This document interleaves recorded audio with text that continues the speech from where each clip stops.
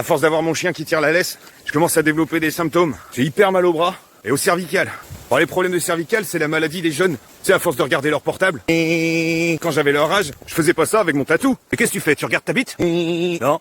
Je regarde mon tatou. Le tatou, c'était l'ancêtre du texto. Tu recevais des petits messages sur ton boîtier ceinture. Et t'en étais fier de ton boîtier ceinture. T'avais l'impression d'être le docteur Carter. Signe extérieur de lien social. Si t'avais un tatou, c'est que t'étais quelqu'un qu'on contacte. Tatou. Garde le contact avec ta tribu. Moi, j'avais la première version du tatou. C'était pas un message, c'était un numéro de téléphone qui s'affichait. En gros, si quelqu'un voulait que je le rappelle, il composait le numéro d'une boîte vocale, qui lui proposait de composer le numéro de tatou de la personne qui veut contacter. La boîte vocale envoyait sur mon tatou le numéro de la personne que je devais rappeler. D'une cabine téléphonique, à cadran. Et tu mettais des plombes à composer le numéro. Que quand ton copain y raccrochait, tu le reconnaissais même pas. Entre temps, il avait mué. Tu voyais le temps qui défilait, tu vois, ça coûtait une blinde. C'était tellement cher que le langage SMS était indiqué. T'allais à l'essentiel. Maintenant, les jeunes, ils font plus d'efforts. Quand je vois comment ils écrivent, moi je te les mettrais tous au bled, le bouquin d'orthographe. Non, les jeunes, ils font plus d'efforts. Ils font de moins en moins de sport. Et ils deviennent gros. Tu sais, quand ils se pèsent, c'est carrément un numéro de téléphone qui s'affiche. C'est pour ça qu'entre eux, ils s'appellent gros. Tu m'étonnes qu'on a supprimé les cabines téléphoniques. Ils peuvent plus rentrer dedans.